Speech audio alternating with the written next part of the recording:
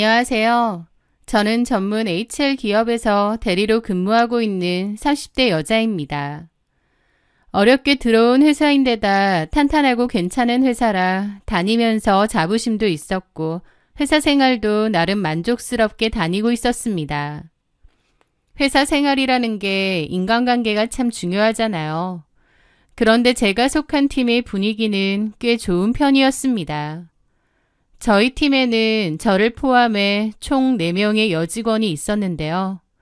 저보다 2살 많은 유하영 대리, 저와 동갑인 동료, 그리고 2살 어린 후배 사원 희주 씨가 있었죠.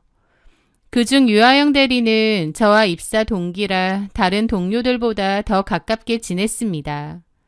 그래서 일할 때 말고는 하영 언니라고 부를 정도로 개인적으로도 가깝게 지냈죠. 회사 안에서뿐만 아니라 퇴근 후에는 맥주 한 잔을 기울이며 회사 생활의 고충도 나누는 사이였습니다. 희주 씨는 싹싹하고 귀여운 막내였고 동갑내기 동료도 무던한 성격이라 큰 문제 없이 잘 지냈던 것 같아요. 적어도 그 일이 있기 전까지는요. 어느 날 퇴근 후 하영 언니가 저를 따로 불러냈습니다. 할 얘기가 있다는 언니의 표정이 사뭇 진지하더라고요. 저희는 단골 술집에 갔는데 언니는 뜸을 들이다 그러는 겁니다. 나 실은 기획팀 박 대리님 좋아하는 것 같아. 박 대리는 다른 팀의 동료였는데요. 훤칠한 외모와 유머러스한 성격으로 여직원들 사이에서 인기가 많은 사람이었습니다. 그런데 언니가 박 대리를 좋아하는 줄은 몰라서 좀 놀랐죠. 어머, 정말? 그랬구나. 전혀 몰랐어. 근데 생각해보니까 잘 어울리는 것 같아. 그래? 나 고백해볼까 싶은데 해도 되려나? 괜히 회사 다니는 거 서로 불편해지는 거 아닌가 몰라. 글쎄, 근데 언니가 마음이 그렇다면 고백해보는 것도 나쁘진 않을 것 같은데? 언니가 후회하지 않는 쪽으로 선택해. 고민된다 정말. 며칠 뒤 언니는 큰 결심이라도 한 듯 박 대리에게 고백을 하겠다고 했습니다. 저는 언니를 응원했어요. 잘 되길 바랬죠. 하지만 결과는 좋지 않았습니다. 박 대리는 언니의 마음을 거절했다고 했거든요. 따로 좋아하는 사람이 있다고요. 하영 언니는 민망해했고 얼굴을 어떻게 보느냐 쪽팔린다고 하더라고요. 저는 그게 뭐 쪽팔린 일이냐고 어깨를 토닥이며 진심으로 위로했습니다. 언니가 100배는 아까워. 그런 남자 때문에 속상해하지 마. 더 좋은 사람 나타날 거야. 제 위로에 언니는 기운을 차리는 듯 보였습니다. 문제는 그로부터 얼마 지나지 않아 전혀 예상치 못한 방식으로 터졌습니다. 그날은 회사 전체 회식이 있던 날이었습니다. 1차였던 고깃집에서의 전체 회식이 끝나고 마음 맞는 젊은 직원들 몇몇이 2차를 가자며 의기투합했습니다. 저와 하영 언니도 자연스럽게 그 무리에 끼어 있었고 박 대리도 있었어요. 근처 호프집으로 자리를 옮긴 저희는 시시콜콜한 농담을 주고받으며 이야기를 나눴습니다. 전부 다 어느 정도 술에 취했을 때였어요. 갑자기 박 대리가 제 자리를 향해 성큼성큼 걸어왔습니다. 술 기운에 살짝 달아오른 박 대리는 저한테 할 말이 있어 보였죠. 무슨 일인가 싶어 아무 생각 없이 그를 쳐다봤는데 갑자기 그러는 겁니다. 술 먹은 김에 용기 좀 내려고요. 저 사실 김 대리님 좋아합니다. 그의 말이 끝나자마자 거짓말처럼 조용해졌습니다. 왁자지껄하던 동료들의 웃음소리도 멈춘 것 같았죠. 살면서 그토록 당황스러웠던 적은 몇 번 없던 것 같아요. 갑자기? 나를? 이런 자리에서? 당혹스러움에 피가 머리 꼭대기로 쏠리는 느낌까지 들더군요. 저한테 왜 이런 얘기를 하는지도 이해가 안 되고요. 왜냐면 저는 박 대리와 업무 외에는 몇 마디 나눠본 적도 없는 그저 스쳐 지나가는 동료 사이일 뿐이었습니다. 그런데 이렇게 공개적인 장소에서 심지어 바로 옆에 하영 언니도 있는데 이런 데서 고백이라뇨. 너무 황당하기도 하고 동시에 하영 언니를 못 보겠더라고요. 힐끗 쳐다본 언니의 얼굴은 웃음기가 완전히 사라진 채 차갑게 굳어 있었습니다. 저는 어떻게든 이 말도 안 되는 상황을 수습해야 한다는 생각이 들었고 애써 웃었습니다. 아, 박 대리님 술 많이 취하셨나 봐요. 저는 어색하게 화장실을 간다며 자리를 떠났습니다. 그 후 분위기는 엉망이 되었죠. 그렇게 이상하게 자리가 파했고 집에 돌아오는데 마음이 무겁게 가라앉는 기분이었습니다. 박 대리는 저에게 문자를 보내서 술 취해서 그런 거 아니라며 진심이라며 당황스러웠다면 미안하다고 연락이 왔죠. 저는 미안할 짓을 왜 하나 싶고 속이 답답하더라고요. 저를 갑자기 좋아한다는 것도 좀 황당했지만 그런 자리에서 고백을 한다는 게 이해가 안 됐습니다. 저는 고민 끝에 박 대리에게 장문의 메시지를 보냈습니다. 마음은 정말 감사하지만 나는 지금 연애할 생각이 전혀 없다고요. 최대한 정중하고 단호하게 거절의 뜻을 전한 거죠. 박 대리는 얼마 지나지 않아 자기가 너무 성급했다며 미안하다고 말하면서 물러났습니다. 하지만 문제는 그게 아니었어요. 싸늘하게 굳어있던 하영 언니의 얼굴이 떠올랐고 하영 언니가 이걸 오해하면 어쩌지 싶더라고요. 다음 날 저는 언니에게 오해를 풀고 싶어 조심스럽게 말을 걸었습니다. 언니, 어제 박 대리님한테는 잘 얘기해서 정리했어요. 갑자기 그래서 나도 너무 놀란 거 있죠. 박 대리님이랑 나랑 아무 사이 아니니까 오해하지 않았으면 해서요. 그런데 언니는 싸늘한 표정으로 저를 쳐다보며 말했습니다. 그런 걸 나한테 왜 얘기해? 내가 박 대리 여자친구도 아니고 나한테 그런 거 말할 필요 없어. 라고요. 언니의 말투가 너무 쌀쌀맞은 겁니다. 저는 좀 당황해서 언니가 괜히 신경 쓸까봐 라고 했지만 언니는 내가 그런 걸로 왜 신경을 쓰겠어. 김대리야말로 신경 쓰지 마. 라며 말을 잘랐습니다. 그 차가운 말투와 표정에 더 이상 아무 말도 할 수 없었기도 하고 또 한편으론 저도 좀 기분 나쁘더라고요. 내가 뭘 어쨌다고 저러지 싶기도 했거든요. 저랑 박 대리님이랑 무슨 썸씽이 있었는데 제가 일부러 속인 것도 아니고 박 대리님이 일방적으로 그런 거잖아요. 저는 또 바로 거절했고요. 저도 기분이 좀 상하긴 했지만 언니 입장에선 기분이 유쾌하진 않겠다 싶어서 이해했습니다. 또 언니가 괜히 나를 오해하거나 그러진 않았나 보다 하고 말았죠. 하지만요. 그날 이후 모든 것이 달라졌습니다. 하영 언니는 노골적으로 저를 피하기 시작했거든요. 업무적인 대화도 최소한으로 하고 제가 말을 걸어도 단답으로 일관하는 거예요. 대놓고 왜 그러냐고 물어도 아무렇지 않은 척 하는데 잠시 후 또 모른 채 하고 미치겠더라고요. 그러더니 어느 날 휴게실에 들어서는데 저를 뺀 팀원들이 모여 무언가 심각하게 이야기를 나누고 있었습니다. 그런데 대화가 가만 들어보니 얌전한 척, 고상한 척은 혼자 다 떨더니 그럴 줄 알았다니까 라는 거예요. 저는 다가가서 무슨 얘기냐고 물었는데 갑자기 약속이라도 한 듯 말이 딱 끊기는 겁니다. 그러면서 어색하게 웃으며 일하러 가야겠다고 뿔뿔이 흩어졌습니다. 혼자 남겨진 휴게실에서 저는 너무 황당하고 기막혔죠. 막내인 희주 씨에게 다가가 무슨 일이냐고 물었지만 희주 씨는 글쎄요 라며 곤란한 듯 황급히 전화 받는 척 자리를 피하기까지 했죠. 그날을 기점으로 저는 팀에서 완벽하게 소외되었습니다. 가장 먼저 달라진 것은 점심시간이었습니다.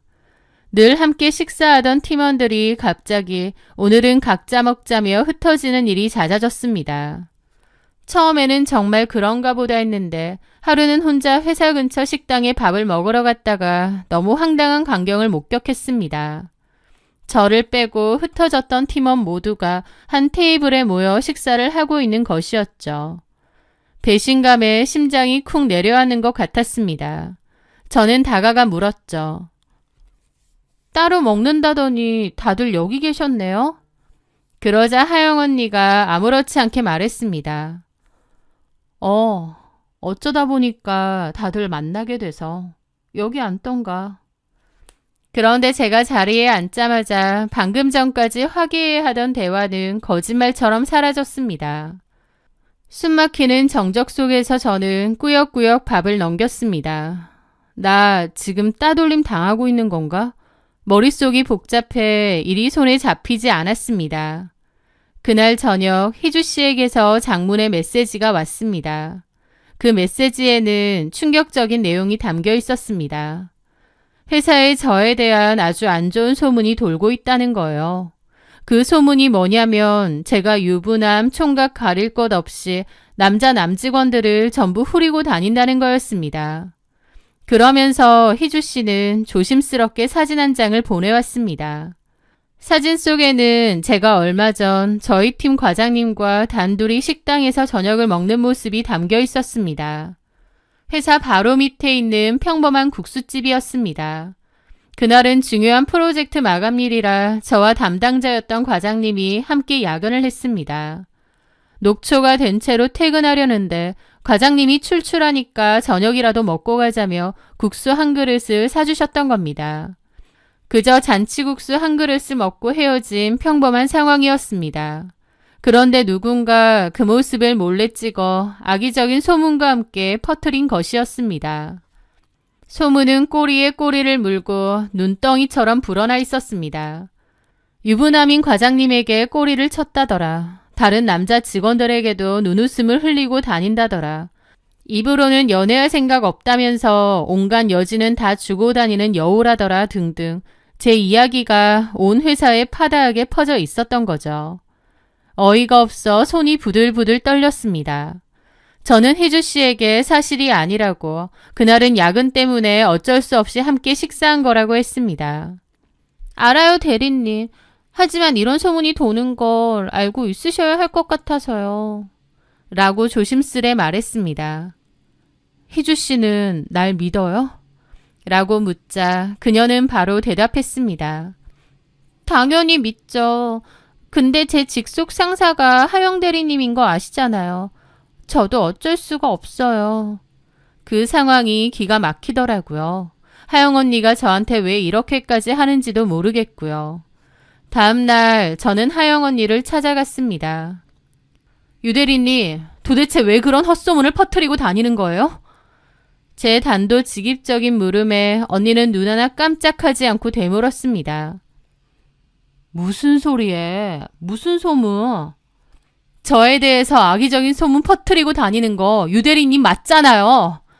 하지만 그 언니는 오히려 큰 소리를 치더라고요. 뭐라는 거야? 내가 그런 소문 퍼뜨렸다는 증거 있어? 뭐라고요?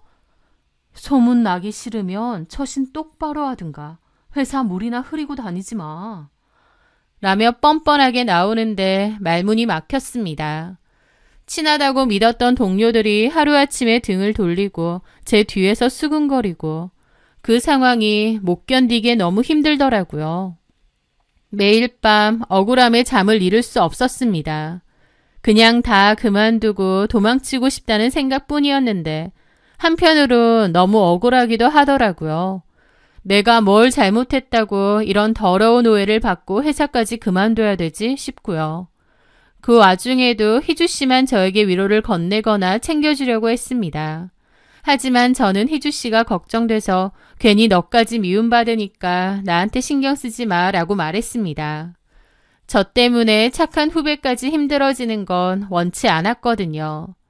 저만 아니면 된다고 애써 당당하게 지내려 했지만 동료들의 수군거림은 점점 더 대담해졌습니다. 제가 지나갈 때마다 들으라는 듯이 비웃는 소리가 들려왔죠. 직장 내 왕따라는 것이 이런 거구나 실감했고 위축이 됐습니다. 저는 결국 버티지 못하고 회사에 휴직계를 제출했죠. 휴직계를 낸 지 이틀 정도 됐을 때 집에서 멍하니 시간을 보내는데 다시 희주 씨에게서 연락이 왔습니다. 희주 씨는 충격적인 사실을 털어놓았습니다. 저만 모르는 단체 대화방이 있다는 것이었죠. 저희 팀원들은 물론 다른 팀 사람들, 심지어 저한테 고백했던 박대리까지 포함된 대화방이었습니다. 희주 씨는 자기가 그동안 몰래 캡처한 대화 내용을 몇 장 보내주었습니다. 그곳은 저에 대한 온갖 험담과 조롱이 난무하는 쓰레기장이었습니다. 소문나니까 도망간 거 봤지? 지가 뭐라도 되는 줄 아나 봐. 예쁜 척은. 그 얼굴로 어떻게 남자를 그렇게 갈아타는지 이해가 안 되네. 남자들이 보기엔 저런 얼굴이 먹히나? 얼굴은 별로인데 다른 기술이 좋은가 보죠. 그들은 저를 씹는 것을 하나의 놀이처럼 즐기고 있었습니다. 내가 도대체 뭘 그렇게 잘못했기에 이런 끔찍한 일을 당해야 하는지 기가 막혀 눈물조차 나지 않았습니다. 대화 내용을 찬찬히 뜯어보니 이 모든 것을 주도한 사람은 역시 유아영이었습니다. 아마 고백했다가 거절당한 박대리가 저에게 고백하자 저에 대한 질투와 증오심에 눈이 멀어 이런 짓을 벌인 것 같았죠. 과장님과 국수를 먹던 사진을 몰래 찍어 유포한 사람도 바로 유아영이었고요.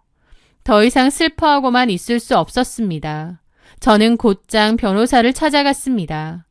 변호사는 대화방 캡처 내용을 보더니 명예훼손으로 고소하는 것은 물론 정신적 피해 보상에 대한 위자료 청구 소송도 충분히 가능하다고 말했습니다. 다만 더 구체적이고 확실한 증거가 필요하다고 덧붙였죠. 저는 떨리는 손으로 희주 씨에게 전화를 걸어 자초지종을 설명했습니다. 그리고 힘든 부탁을 했습니다. 희주 씨, 혹시 나를 위해서 대화 캡처랑 사실 확인서를 좀 써줄 수 있을까? 수화기 너머로 희주 씨의 긴 침묵이 흘렀습니다. 희주 씨에게도 너무 곤란한 상황이겠죠. 하지만 고민 후 희주 씨가 작은 목소리로 말했습니다.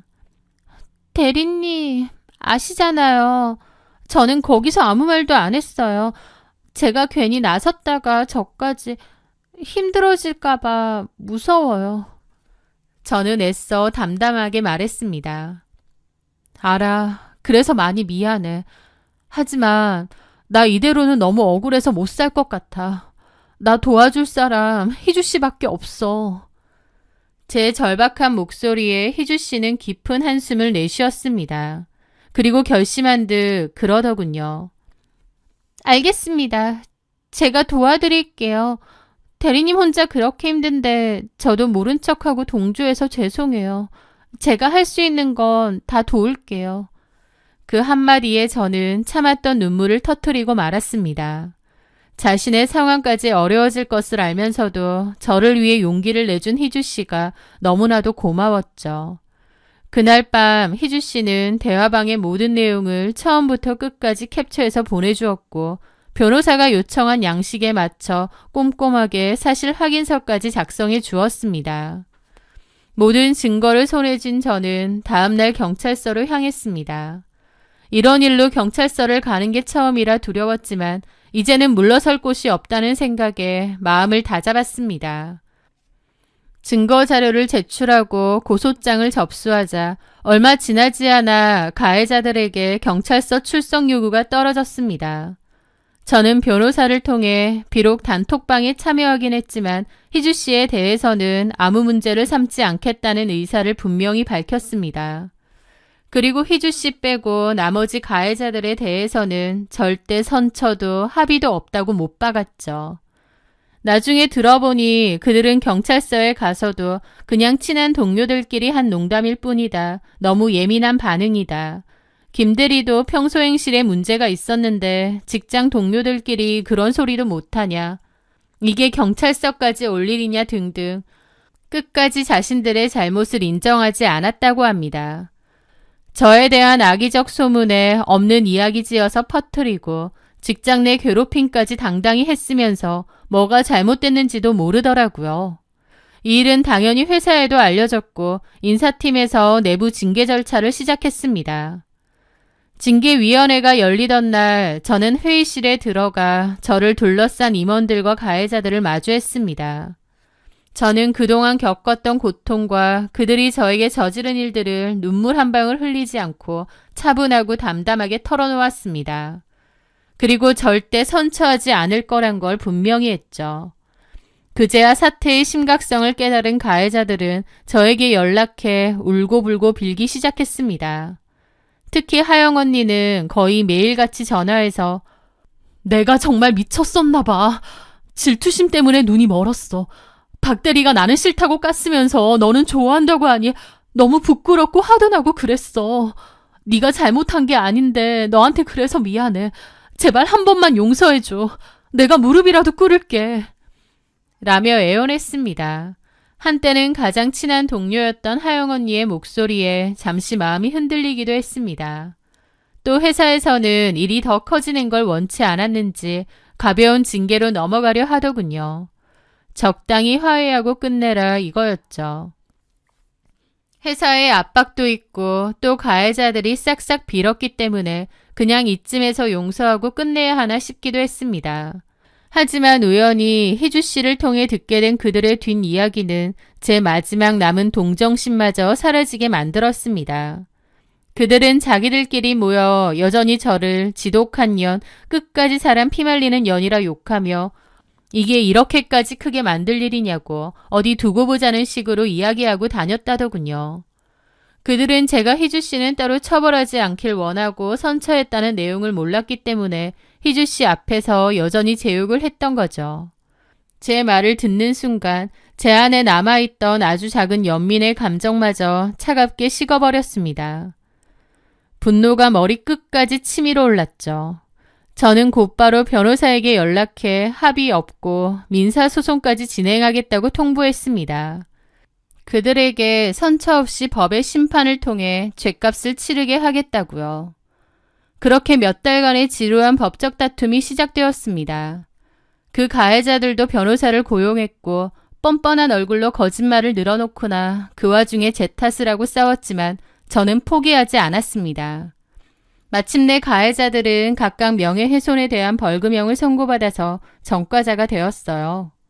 게다가 저에게 정신적 피해 보상에 대한 위자료를 지급하라는 판결도 내려졌습니다.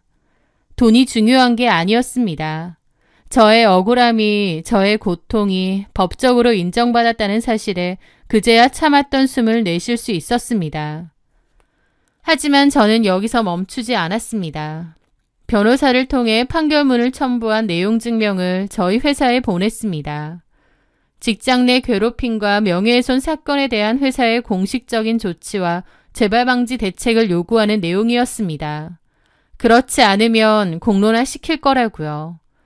가벼운 징계를 내리고 무마하려던 회사는 제가 공론화 시킨다고 나오자 그제야 사태의 심각성을 제대로 인지한 것 같더라고요. 회사는 즉시 가해자들에게 중징계에 해당하는 정직 처분을 내렸고 정직 기간이 끝나자마자 연고도 없는 먼 지방으로 발령내버렸습니다. 사실상의 자천이었죠. 결국 그들 중 몇몇은 스스로 사직서를 냈고 하영 언니를 포함한 나머지 인원은 발령을 가긴 했지만 얼마 버티지 못하고 회사를 그만두었다는 소식을 전해 들었습니다. 직장 내 괴롭힘하다가 발령 온 거니 거기서도 좋게 보진 않았겠죠. 기나긴 싸움이 모두 끝난 후 저는 다시 회사로 돌아갈 준비를 했습니다. 복직하던 날 아침 몇 달 만에 입는 정장이 어색하게 느껴졌습니다. 회사로 향하는 발걸음은 무거웠지만 더 이상 두렵지는 않았습니다. 모든 시선이 제게로 쏠렸지만 저는 당당하게 제 자리로 갔죠. 이제 그곳에서 저를 괴롭히던 사람들은 아무도 없었습니다. 대신 희주 씨가 저를 기다리고 있었죠. 저는 저를 도와준 희주 씨에게 몇 번이고 고마움을 표했습니다. 사실 다수의 편에 서서 그냥 모른 채 하고 동조할 수도 있었잖아요. 하지만 희주 씨는 그렇게 하지 않고 저를 위해 사실을 알리고 적극적으로 도와주기도 했죠. 그게 결코 쉬운 일이 아니라는 걸 알기에 이루 말할 수 없이 고맙더라고요. 희주 씨와 저는 이제 그 누구보다도 서로를 의지하는 든든한 동료가 되었습니다. 그 일은 참 저에게 많은 상처와 트라우마도 남겼어요. 잘 지내던 사람들이 하루아침에 저를 욕하고 비난하고 없는 소문을 만들어내는 경험을 했다 보니 세상이 너무 무섭고 두렵게 느껴지기도 하더라고요. 하지만 저는 용기 있게 제가 할 수 있는 방법을 찾았고 또 저를 도와준 사람도 있었습니다. 못된 사람들도 많지만 저를 도와주려 한 사람도 있었다는 걸 감사하게 여기려고 해요. 마음속에 깊게 팬 상처가 하루아침에 아물지는 않기에 가끔씩 악몽을 꾸기도 하고 위축될 때도 있습니다. 하지만 저는 과거에 얽매여 주저앉아 있지 않기로 했습니다. 부당함에 맞서 싸워 이겨낸 제 자신을 믿고 제 곁을 지켜준 소중한 사람과 함께 씩씩하게 앞으로 나아가기로 마음먹었거든요. 과거의 그림자에 갇혀 살기보다 이 경험을 발판 삼아 더 현명하고 강한 사람으로 거듭나려 합니다.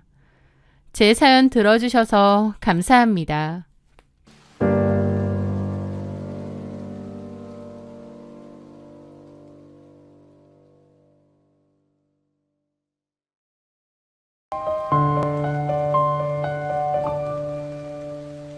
안녕하세요. 저는 올해 48 여자입니다. 제 삶을 한마디로 표현하자면 소나기 그친 뒤 땅이 굳어지는 과정 같았다고 말하고 싶습니다. 예고 없이 쏟아지는 비에 온몸이 젖고 때로는 차가운 빗줄기에 마음까지 얼어붙는 듯 했지만 결국 그 비가 그치고 나면 제 발밑의 땅은 누구도 쉽게 무너뜨릴 수 없을 만큼 단단해졌으니까요. 제 기억 속 엄마의 모습은 늘 희미했습니다. 엄마는 어렸을 때 저희 곁을 떠나셨거든요. 엄마가 떠나던 날 엄마는 저에게 말씀하셨죠. 미선아, 동생 잘 돌봐야 해. 엄마 금방 다녀올 테니까. 그것이 마지막이었습니다. 금방이라는 말은 거짓말이었고 그렇게 집을 나간 엄마는 돌아오지 않았습니다. 엄마를 기다렸지만 엄마는 결국 돌아오지 않았어요. 아빠는 엄마의 옷가지를 하나둘씩 치웠고 엄마가 쓰던 작은 화장대 위 화장품도 치워버렸습니다. 집에서 엄마가 있던 자리는 그렇게 텅 비어버렸습니다. 엄마가 우리를 버리고 떠났다는 게 정말 힘들더군요. 차라리 돌아가신 게 어쩌면 나았을지도 몰랐습니다. 엄마는 본인을 위해 우리를 두고 떠났고 그 사실은 어린 제 마음을 너무 아프게 했습니다. 아빠는 저희를 위해 하루 종일 버스 운전만 하셨어요. 새벽 첫 차부터 밤늦은 막차까지 쉼없이 일했습니다. 아빠의 등에서는 늘 디젤유 냄새와 피곤한 냄새가 섞여났습니다. 저와 동생을 먹여 살려야 한다는 책임감이 아빠의 어깨를 무겁게 짓누르고 있었죠. 사실 제 동생 은지는 태어날 때부터 한쪽 다리가 불편했습니다. 저는 그런 동생에게 엄마라기보다는 작은 엄마에 가까웠죠. 아침에 일어나면 은지의 머리를 빗겨주고 서툰 솜씨로 옷을 입혔습니다. 학교 갈 준비를 하는 제 등 뒤에서 은지는 늘 저를 물끄러미 바라보곤 했습니다. 언니, 나도 학교 가고 싶어. 은지야, 조금만 더 크면 너도 학교 갈 수 있어. 그 전에 언니가 한글 가르쳐 줄게. 밤이면 저는 공책에 글씨를 써가며 은지에게 한글을 가르쳐 주었습니다. 동네 아이들은 장애가 있는 은지를 놀렸습니다. 그럴 때마다 저는 은지의 앞을 막아섰고 눈물도 많이 흘렸어요. 하지만 아빠에게는 아무 말도 하지 않았습니다. 하루 종일 일에 시달린 아빠의 지친 얼굴을 보면 차마 제 속상함까지 얹어드릴 수가 없었거든요. 우린 우리끼리 살아야 해. 밤마다 은지와 나란히 낡은 이불을 덮고 누워 저는 그렇게 되뇌었습니다. 은지는 제 손을 꼭 잡았고 우리는 서로의 온기에 기대어 잠이 들었습니다. 고등학교 졸업식 날 저는 대학에 갈 수 없다는 현실을 마주했습니다. 아빠의 굽은 등과 몸이 아픈 은지를 보며 제가 가야 할 길은 정해져 있었습니다. 며칠 뒤 저는 최소한의 짐만 챙겨 서울행 버스에 올랐습니다. 취업을 해야 했고 돈을 벌어야 했는데 저희가 살던 곳에는 마땅히 취업할 만한 곳이 별로 없었거든요. 저는 아빠에게 서울로 가서 돈을 보내겠다고 했고 아빠는 미안하다며 울먹이셨죠. 미선아, 아빠가 미안하다. 아빠가 못나서. 아니야, 아빠. 내가 돈 많이 벌어서 우리 은지 다리도 고쳐주고 아빠 호강시켜 드릴게. 차창 밖으로 아빠와 은지가 손을 흔드는 모습이 점점 작아졌습니다. 눈물이 났지만 소리내어 울지 않았습니다. 왜냐하면 이제는 울면 안 된다고 생각했거든요. 낯선 곳, 낯선 사람들 사이에서 살아야 했고 제 마음을 단단히 고쳐먹어야겠다고 생각했습니다. 서울은 크고 낯선 도시였어요. 저는 친척집에서 잠깐 지내면서 닥치는 대로 일자리를 구하고 일을 했습니다. 돈이 된다고 하면 가리지 않고 일을 했던 것 같아요. 공장을 많이 다녔는데 더 많은 돈을 준다고 하면 또 자리를 여러 번 옮기기도 했습니다. 제 모든 관심사는 오로지 돈이었습니다. 참 악착같이 살았던 것 같은데 지금도 그때의 저를 생각하면 안쓰러운 마음이 커요. 너무 어렸고 너무 외로웠으니까요. 혼자 지내는 밤은 길고 무서웠습니다. 그냥 다 포기하고 고향으로 내려갈까 싶기도 했어요. 통장에 월급이 들어오는 날이면 저한테 꼭 필요한 생활비 정도만 빼고 나머지 돈은 대부분 아빠에게 붙였습니다. 그걸로 아빠는 주로 은지에게 들어가는 돈으로 많이 쓰셨던 것 같아요. 은지는 저와 다르게 대학도 진학했습니다. 다리가 불편하긴 하지만 은지는 착하고 어른스럽고 똑똑한 아이였어요. 은지가 공부를 잘하고 제가 보내주는 돈이 도움이 된다는 걸 알았기에 다시 버틸 힘이 생겼습니다. 그렇게 시간은 흐르고 24살의 겨울 저는 평일에는 공장에서 일을 하고 주말에는 낮 시간 동안 집 근처 분식집에서 서빙 일을 했습니다. 그런데 그 무렵 그 분식집 사장님의 소개로 전 남편 최도연을 만나게 되었습니다. 그는 저보다 5살 많은 평범한 회사원이었어요. 그 분식집 사장님의 조카라고 했죠. 최도연의 첫인상은 성실하고 착해 보였습니다. 분식집 사장님은 제가 착하고 부지런하다며 좋게 보셨고 자기 조카를 소개해 주신 거죠. 그렇게 최도연을 만나보게 되었는데 그 사람은 저에게 많은 위로가 되어 주었습니다. 특히 제 이야기를 경청해서 잘 들어주고 많은 위안도 해주었죠. 저는 그 남자에게 가난한 어린 시절과 아픈 동생, 홀로 서울살이를 하는 제 처지를 말했습니다. 그 누구에게도 털어놓을 수 없었던 저의 이야기를 했던 거였죠. 그 남자는 제 처지를 비웃거나 혹은 동정하지 않았습니다. 그저 묵묵히 제 이야기를 들어주고 제 눈을 바라보면서 위로를 건넸어요. 미선 씨 참 대단하네요. 그 어린 나이에. 대단하긴요. 그냥 악착같이 사는 거죠. 멋있어요. 가족을 위해서 그렇게 희생하는 모습. 요즘 여자들 같지 않고 참 대단한 것 같아요.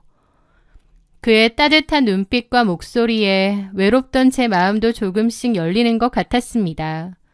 그 후로도 우리는 몇 번 더 만났습니다. 그 남자도 집 형편이 그리 여유롭지는 않았어요. 그래서 저희는 데이트를 할 때 비싼 레스토랑 대신 국밥집에 갔고 영화관 대신 동네 공원을 함께 걸었습니다. 남들이 보기엔 구질구질해 보이고 참 별 볼 일 없어 보일지 모르지만 그래도 저는 너무 행복하고 좋았습니다. 늘 제 걸음에 맞춰 천천히 걸어주는 그 남자의 사소한 배려조차도 제게는 큰 위로가 되었거든요. 그렇게 잘 만나오다가 그 남자가 그러더군요. 미선아, 나랑 결혼해 줄래? 내가 너의 지붕이 되어줄게. 더 이상 비 맞지 않게 해줄게. 25, 그의 청혼에 저는 고개를 끄덕였습니다. 제게는 제가 만든 가족이라는 울타리가 생기는 것 같았습니다. 성실하고 착하고 제가 참 많이 사랑했던 한 남자를 만나 이루는 가정, 너무 행복하고 좋더라고요. 결혼 후 몇 년은 정말 꿈만 같았습니다. 이전에는 저 혼자 아등바등 살아왔는데 이제는 함께할 인생의 동반자가 생겼다는 게 그렇게 든든하고 좋을 수가 없더라고요. 결혼하고 얼마 뒤 남편은 회사를 그만두고 퇴직금으로 작은 식당을 차렸습니다. 원래도 식당을 하려고 했던 사람이고 계속 준비를 했었거든요. 저도 같이 돕기로 했죠. 그렇게 작은 가게를 열고 나서 우리는 정말 열심히 일했습니다. 새벽 4시면 일어나 함께 새벽 시장에 신선한 재료를 사러 갔습니다. 피곤하지만 행복하기도 했어요. 가게 문을 열고 손님을 맞고 정신없이 바쁜 점심시간이 지나면 잠시 마주 앉아 늦은 식사를 했습니다. 서로 가게에서 있었던 일도 얘기하고 어떻게 하면 장사가 더 잘 될 수 있을지 머리를 맞대고 고민도 많이 했죠. 고된 하루가 끝나고 셔터를 내린 뒤 텅 빈 가게를 함께 청소하면서 이런저런 대화도 잘 나누었는데 저는 그 시간이 참 좋았습니다. 몸은 힘들었지만 마음은 행복했고 든든했죠. 그맘때 은지는 대학교를 졸업하고 취업을 했습니다. 저한테 더 이상 돈을 보내지 않아도 된다고 했죠.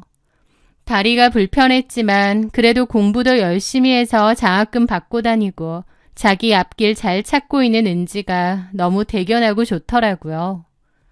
물론 정말 힘든 일도 있었습니다. 아빠가 간암으로 돌아가셨거든요. 너무 고생만 하시다가 그렇게 가셨나 보다 싶어 얼마나 괴롭던지요. 아빠는 저랑 은지 보고 엄마도 없이 참 고생 많이 하고 고마웠다고 마지막 말을 남기셨습니다. 아빠가 돌아가셔서 한동안 정말 죽을 만큼 힘들기도 했는데 그 위로를 해준 것도 남편이었습니다. 남편은 이렇게 힘들어하면 돌아가신 아버님도 눈을 못 감으신다며 저보고 마음을 추스리자고 해주었죠. 그리고 그맘때 저는 첫째 아이를 가졌습니다. 아이를 위해 또 남편을 위해 큰 아픔을 내려놓고 다시 일어섰습니다. 첫째는 아들이었어요. 아들 승우가 태어났을 때 너무 행복하고 세상을 다 가진 기분이 들더라고요. 또 한편으론 여러 가지 복잡한 생각이 들기도 했습니다.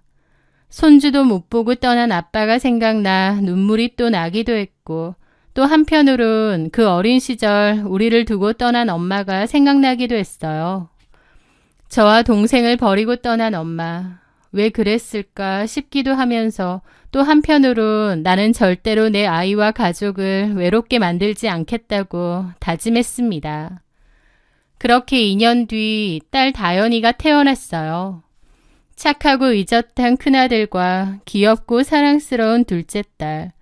식당은 꾸준하게 잘 됐고 동생 은지도 회사에 잘 다니고 있었죠.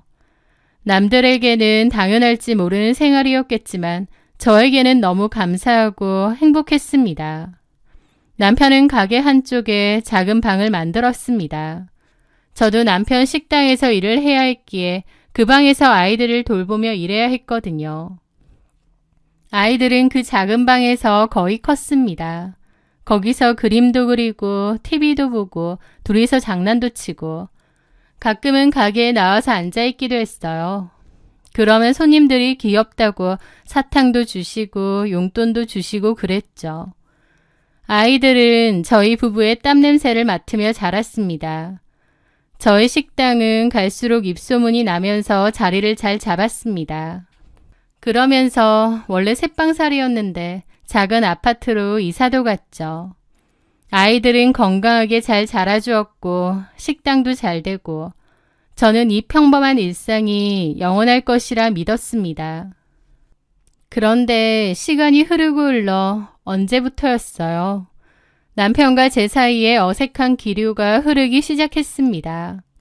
아이들이 크면서 남편은 점점 변해갔거든요. 식당은 규모가 조금 커지면서 직원들을 쓰기 시작했는데 직원도 있고 저도 가게에 상주해 있다 보니 남편은 가게를 비우는 일이 잦아졌습니다. 게다가 집에 와서도 소파에 누워 휴대폰만 들여다볼 때가 많았죠. 예전에는 저와 대화도 많이 하고 그랬는데 저와의 대화는 눈에 띄게 줄어들었고 제가 무슨 말을 걸어도 단답으로 대답하기 일쑤였습니다.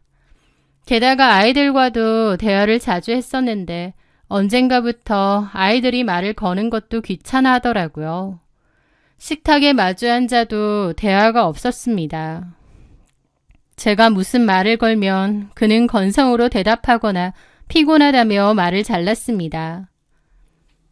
오늘 승우가 학교에서 상 받았어요. 잘했네. 가게에 새로운 메뉴 추가해볼까요? 손님들이 찾는 게 있는데. 피곤한데 집에서까지 일 얘기 좀 하지 마. 지친다 지쳐. 당신은 왜 나만 바라봐? 친구도 없어?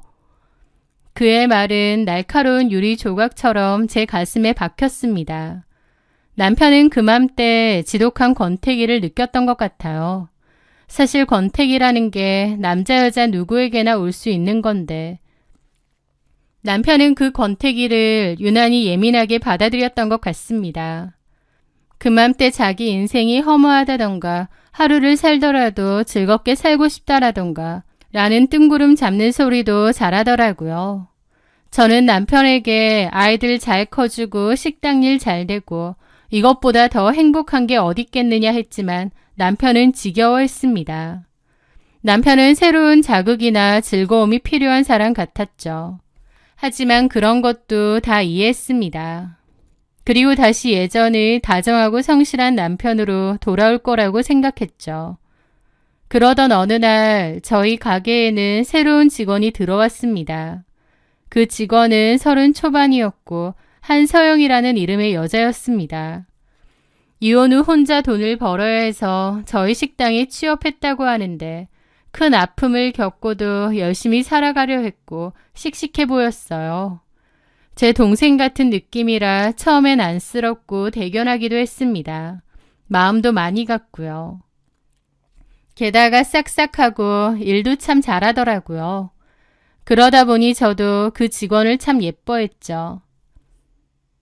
사장님, 이건 이렇게 하는 게 더 효율적일 것 같아요. 사모님, 오늘 힘들어 보이시는데 제가 마감하고 갈게요. 라며 굳은 일도 마다하지 않았고요. 저는 한서영 씨 칭찬을 많이 했고 남편은 그럴 때마다 시큰둥했습니다. 남들도 다 그 정도는 이래. 뭘 그렇게 대단히 열심히 한다고. 오히려 그렇게 말했죠. 저와 달리 남편은 한서영 씨가 별로인가 생각했는데 아니었습니다. 오히려 그 반대였죠. 어느 순간부터 남편은 한서영을 대하는 눈빛이 달라졌습니다. 나이가 들면서 점점 무뚝뚝해지던 남편이었는데 유독 그 여자에게만은 다정했거든요. 그리고 직원들이 다 같이 있는데도 둘이서만 아는 농담을 하며 웃는 일도 잦아졌습니다. 저는 그런 게 좀 거슬리면서도 직원들과 친하게 지내려는 모습이 나빠 보이진 않았어요. 어찌 보면 제가 참 안일했던 거죠. 그리고 그맘때부터 남편의 옷에선 낯선 향수 냄새가 나기 시작했습니다. 그러면서 저도 의심을 하기 시작했습니다. 아니겠지, 내가 너무 예민한 거겠지 하고 스스로를 다그쳤지만 이상한 점들은 계속 눈에 띄었습니다. 늦은 밤 걸려온 전화를 몰래 받거나 주말에 동창회라며 나가는 횟수가 잦아졌습니다. 제게는 사준 적 없는 여성옷 브랜드의 쇼핑백이 그의 차에서 발견되기도 했죠. 뭔가 이상하다 싶으면서도 애써 모른 채 했던 것 같아요. 저는 지금의 행복이 너무 좋았기에 진실을 직면하기가 힘들었거든요. 하지만 결정적인 날이 찾아왔습니다. 그날은 비가 내리는 늦은 가을밤이었어요. 그날따라 가슴이 답답해 잠이 오지 않았습니다. 새벽 1시가 다 되어가는데도 남편은 가게 신메뉴 개발을 핑계로 돌아오지 않더군요. 저는 불안한 마음에 우산을 들고 차를 타고 식당으로 갔습니다. 도착해보니 식당 불은 꺼져 있더라고요. 이미 집에 갔나? 엇갈렸나? 아니면 다른 데를 갔나? 생각하고 돌아서려는데 식당 뒷문 주차장에 세워진 남편의 차가 보였습니다.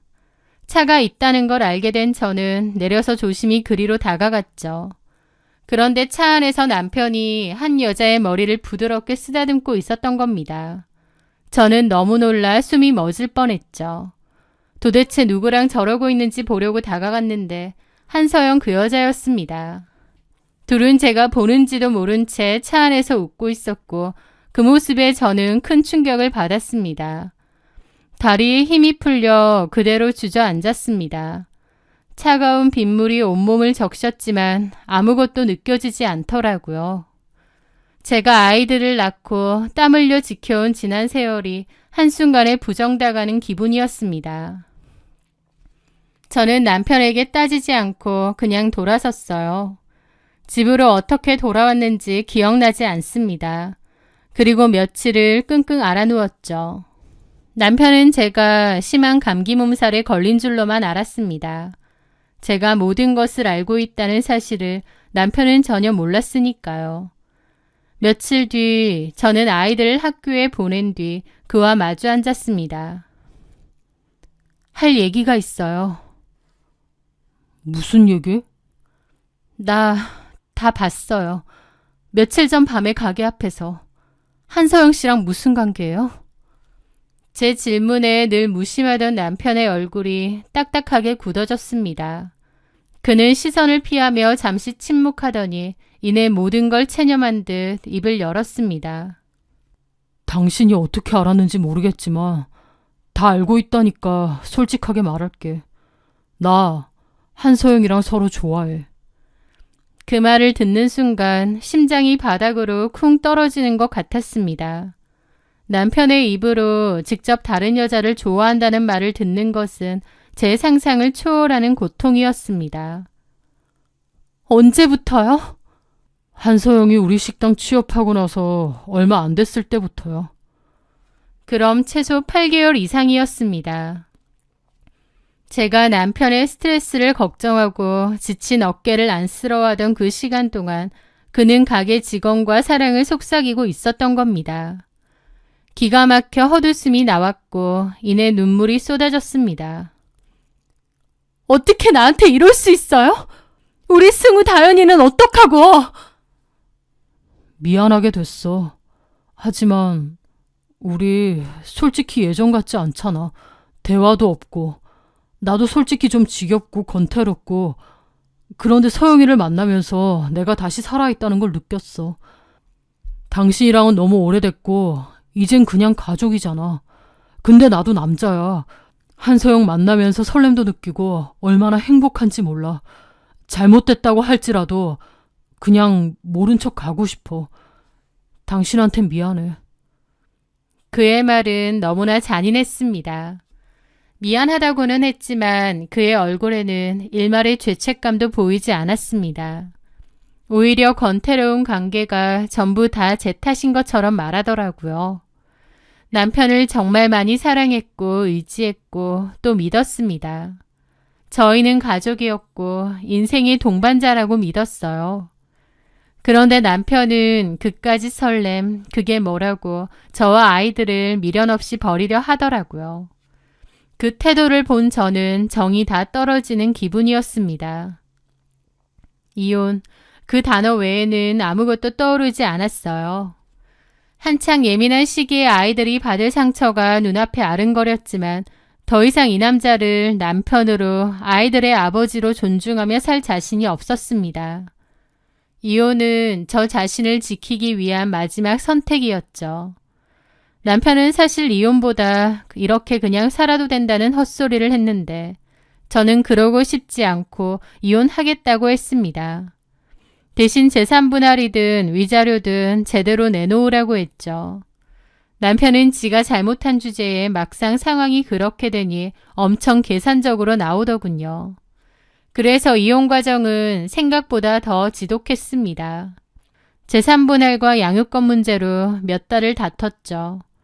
남편은 식당에 대한 제 기여를 인정하지 않으려 했고 저는 그 오랜 기간 내 모든 것을 바쳤던 그곳을 지키기 위해 싸워야 했습니다. 싸움이 치열했는데 결론적으로 아이들은 제가 키우기로 했고 식당은 남편에게 넘기기로 했어요. 대신 재산 분할을 받기로 했고 위자료 그리고 일시불로 양육비를 받는 것으로 마무리 지었습니다. 법원 복도를 나서던 날 저는 뒤도 돌아보지 않았습니다. 재산 분할 받은 돈으로 아이들과 함께 살 집을 얻었습니다. 낯선 집에서 짐을 풀며 우리의 새로운 삶이 시작되었던 거죠. 재산 분할로 받은 집은 이사를 가는 데에 거진 썼기에 살아갈 길이 좀 막막하기도 했습니다. 고정적인 수입이 필요했고 아이들을 혼자 책임져야 했으니까요. 오랫동안 식당 일을 했기에 식당을 차려볼까 싶다가도 어쩐지 내키지 않더라고요. 그러다 문득 예전부터 막연히 아이들을 돌보는 일을 해보고 싶다는 생각이 떠올랐습니다. 저는 곧장 보육교사 자격증 과정을 알아봤고 낮에는 가벼운 아르바이트를 하고 밤에는 인터넷 강의를 들으며 자격증을 따기 위해 공부했습니다. 그리고 몇 달 뒤 저는 동네 작은 어린이집에 보조교사로 일하게 되었어요. 처음엔 아이들의 울음소리와 정신없는 환경에 지치기도 했습니다. 하지만 낯선 환경에 울던 아이가 제품에 안겨 울음을 그칠 때 작은 손으로 제 옷자락을 붙잡고 선생님 좋아요라고 말해줄 때 너무 행복하고 일의 보람이 느껴지더라고요. 누군가 나를 필요로 하는 느낌, 남편에게서 찾으려 했던 그 느낌을 저는 이 작은 아이들에게서 받고 있었던 거죠. 그렇게 조금씩 제 삶을 다시 찾아가던 어느 날이었습니다. 저희 반에 새로운 민준이라는 아이의 할머니가 등하원을 자주 시켜주셨습니다. 그 할머니는 민준이의 이모 할머니라고 하더라고요. 그분은 인자한 미소에 단정한 옷차림을 한 분이었습니다. 하루는 민준이가 다른 아이와 다투는 바람에 얼굴에 상처가 생겨서 할머니께 죄송하다는 전화를 드렸습니다. 죄송합니다. 제가 잘 살폈어야 했는데. 아니에요. 선생님, 애들 키우다 보면 다 그런걸요. 너무 마음 쓰지 마세요. 차분하고 따뜻한 목소리였습니다. 그리고 이상하게도 낯이 있고 마음이 편안하기도 하더라고요. 어느 날 오후 할머니는 평소보다 조금 일찍 민준이를 데리러 오셨습니다. 그런데 할머니가 제 명찰을 보시더니 갑자기 걸음을 멈췄습니다. 보조 선생님 성함이 박미선이에요? 네, 맞는데요. 왜 그러시죠? 할머니는 망설이다가 물어보시더라고요. 혹시 고향이 어딘지?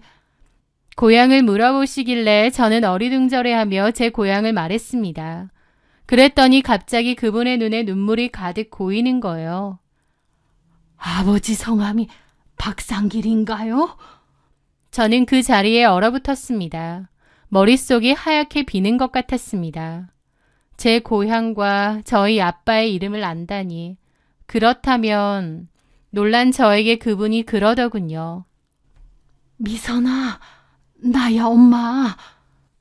엄마, 제 인생에서 지워버렸던 그 이름, 평생을 원망했던 그 존재가 제 눈앞에 서 있었습니다. 저는 반사적으로 손을 뿌리쳤습니다. 무슨 말씀이세요? 사람 잘못 보셨어요. 저 엄마 없습니다. 이미 돌아가셨어요. 제 목소리는 차갑게 떨렸습니다. 저는 그렇게 자리를 박차고 안으로 들어갔고 그 할머니는 아이의 손을 잡고 한참이나 그 자리에 서서 우시더라고요.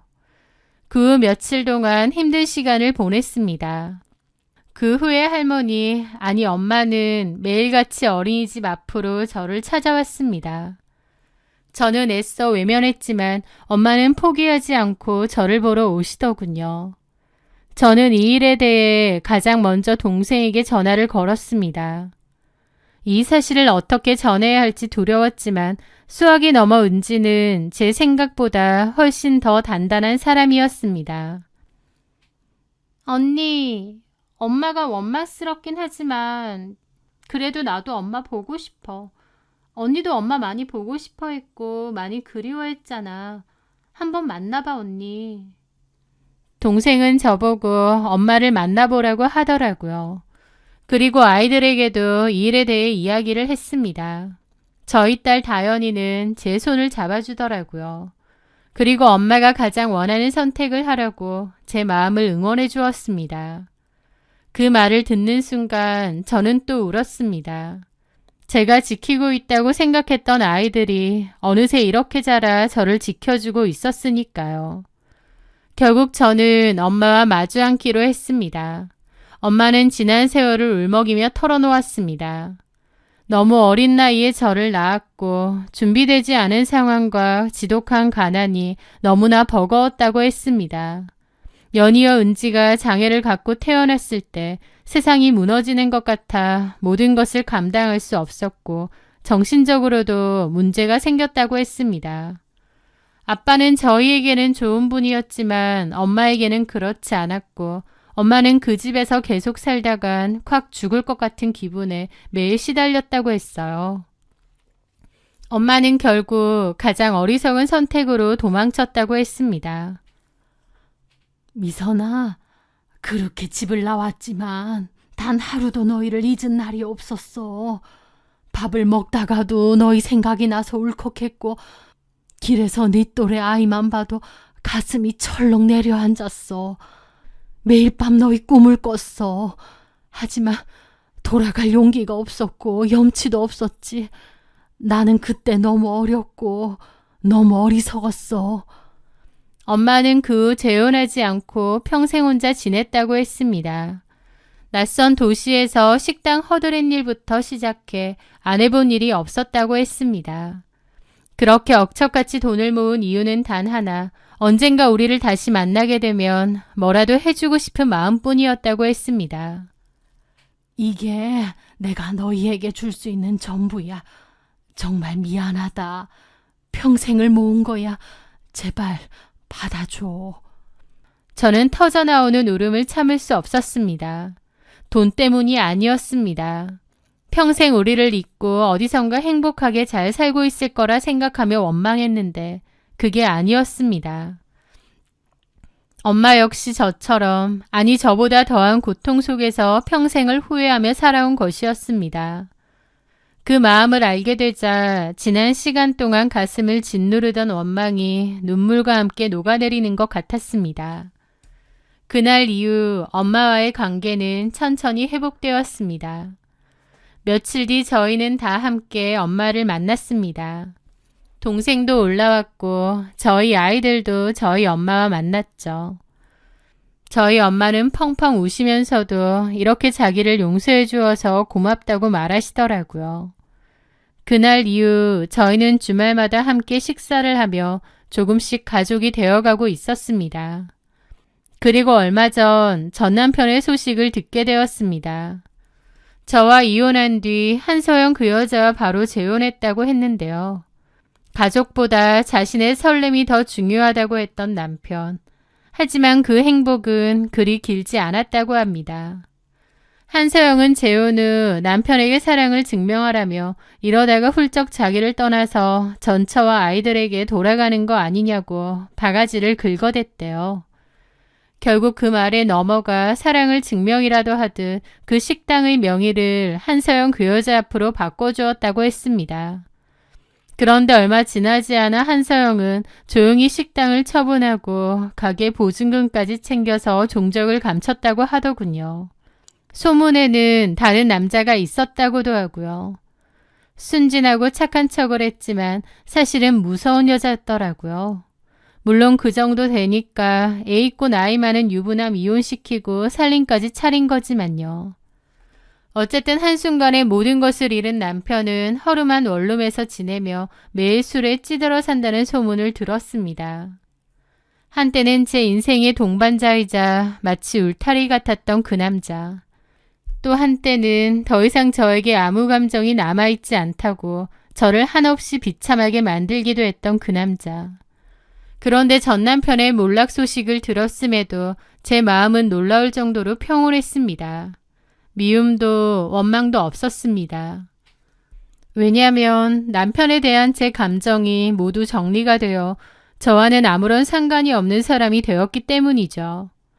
다만 아이들이 알면 속상해할까봐 따로 아빠의 근황을 알려주진 않았습니다. 어떻게 살든 그것조차도 남편이 선택한 길이겠죠. 돌아보면 제 인생은 늘 무언가를 벼텨내는 과정의 연속이었습니다. 엄마 없는 집에서, 가난 속에서, 남편의 배신 앞에서 늘 홀로 버텨야 했습니다. 하지만 그 시간들 덕분에 저는 지금의 제가 될 수 있었습니다. 더 단단해졌고 제 자신의 힘으로 온전히 설 수 있게 되었습니다. 이제 저는 압니다. 세상에 완벽한 가족은 없다는 것을요. 중요한 것은 서로를 향한 마음을 어떻게 지켜나가는가 하는 것입니다. 저는 오늘도 어린이집으로 출근합니다. 아이들의 제잘거리는 소리를 들으며 웃고 주말에는 조금은 서먹하지만 따뜻한 엄마의 밥을 먹습니다. 제 옆에는 든든한 아들딸과 세상 가장 좋은 친구이자 동생인 은지가 있습니다. 이만하면 꽤 괜찮은 인생 아닐까요? 제 긴 이야기를 들어주셔서 정말 감사합니다.